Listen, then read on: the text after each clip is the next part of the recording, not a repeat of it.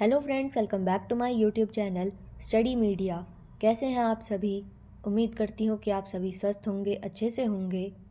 तो आज इस वीडियो में हम करने वाले हैं वसंत भाग 2 का पार्ट 4, जिसका नाम है मिठाई वाला। पिछली वीडियो में मैंने आपको पार्ट 3 कठपुतली करवाया था। तो चलिए ये पार्ट शुरू करते हैं।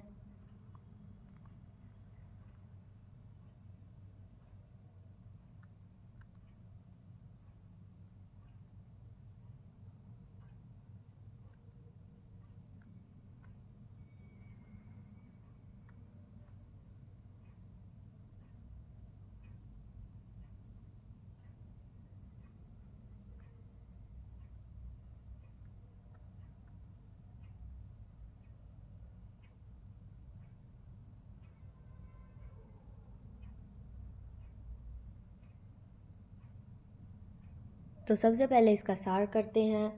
यह कहानी भगवती प्रसाद वाजपेयी, जिसमें कहानीकार के एक पिता का बच्चों के प्रति प्रेम स्वभाव दर्शाया गया है। किस तरह से एक पिता अपने बच्चों को खाने के बाद अन्य बच्चों में उस खुशी की तलाश करता है। एक आदमी पहले से खिलौने वाले के रूप में आता है। वह मधुर स्वर में बच्चों को बहलाने वाला, खिलौने वाला गाना गाकर सुनाता है। सभी बच्चे उसके खिलौनों पर रीझकर अपनी तोतली आवाज़ में भाव पूछते हैं। नन्हे नन्हे बच्चों से पैसे लेकर तथा उन्हें खिलौने देकर वह फिर से वहाँ से गीत गाता हुआ चल पड़ता है। राम विजय बहादुर के बच्चे चुन्नू मुन्नू भी एक दिन खिलौने लेकर आए। उनकी माँ रोहिणी इतने सुंदर और सस्ते खिलौने देखकर सोचने लगी कि वह इतने सस्ते खिलौने कैसे देकर गया। इसके 6 महीने बाद नगर में किसी मधुर मुरली बजाकर बेचने वाले का समाचार शहर फैल गया। वह बहुत सस्ती मुरली बेचता था। रोहिणी उसकी आवाज़ सुनकर पहचान गई कि ये वही खिलौने वाला है। रोहिणी ने अपने पति के द्वारा इस मुरली वाले को बुलाया तथा अपने बच्चों के लिए मुरली खरीद ली। फिर उसे देख बच्चों का समूह खुश होकर उसके चारों तरफ इकट्ठा हो गया। मुरली वाले ने सभी बच्चों को देने के लिए उस बच्चे को भी मुफ्त में मुरली दी, जिसके पास पैसे भी नहीं थे। इसके 8 मास बाद सर्दियों में एक मिठाई बेचने वाला गीत गाता हुआ आया। रोहिणी को इसका स्वर भी कुछ सुना हुआ सा लग रहा था। वह अपनी छत से तुरंत नीचे आई। उसने मिठाई वाले को बुलाया। रोहिणी के पूछने पर उसने बताया कि वह इससे पहले खिलौने और मुरली बेचने आया था। रोहिणी ने उससे पूछा कि वह इतनी सस्ती चीज़ें क्यों बेचता है। मिठाई वाले ने बताया कि वह नगर में एक अमीर आदमी था। उसके 2 बच्चे और एक सुंदर पत्नी थी, लेकिन अब कुछ भी नहीं रहा। वह अपनी पुरानी बातें याद करके फूट फूट कर रोने लगा। उसने बताया कि वह इन्हीं बच्चों में अपने बच्चों की झलक देखने के लिए यह सामान बेचता फिरता है। वह रोहिणी के बच्चों चुन्नू मन्नू को कागज़ की पुड़िया में मिठाई बिना पैसे लिए ही देकर गीत गाता चल दिया। तो अब इसके कठिन शब्दों के अर्थ देखते हैं।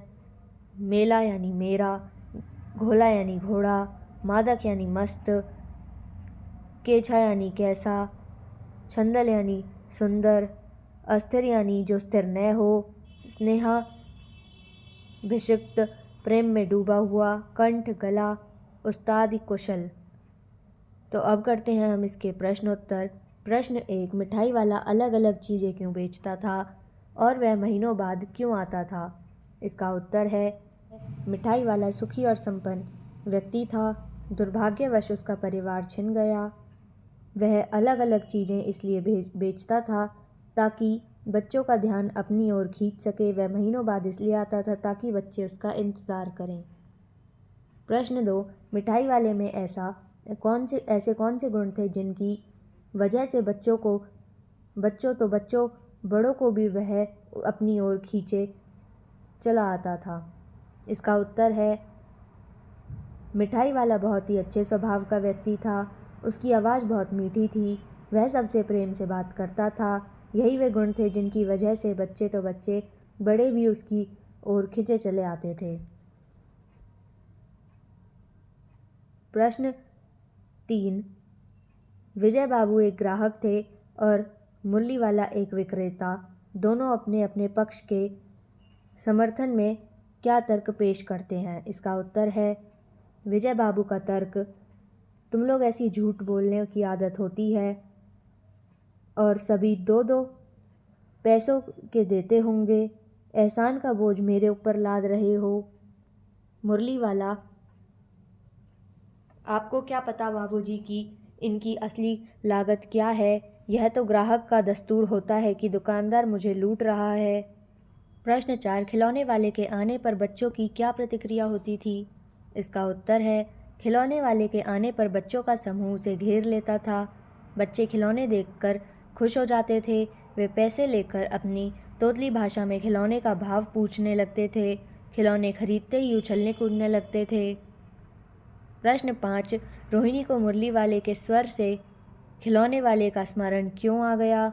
इसका उत्तर है रोहिणी को स्मरण इसलिए हो गया क्योंकि खिलौने वाला भी इसी तरह बच्चों को बहलाने वाला खिलौने वाला गा गा कर बेच रहा था।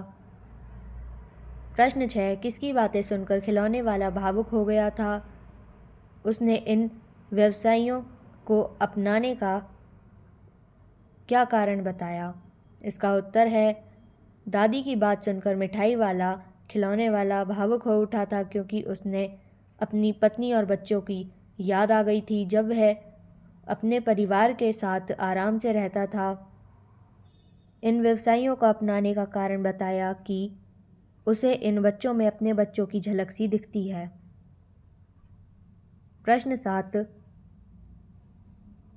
अब इस बार ये पैसे न लूँगा। कहानी के अंत में मिठाई वाला ऐसा क्यों कहता है? इसका उत्तर है दादी के पूछने पर मिठाई वाला भावुक हो गया।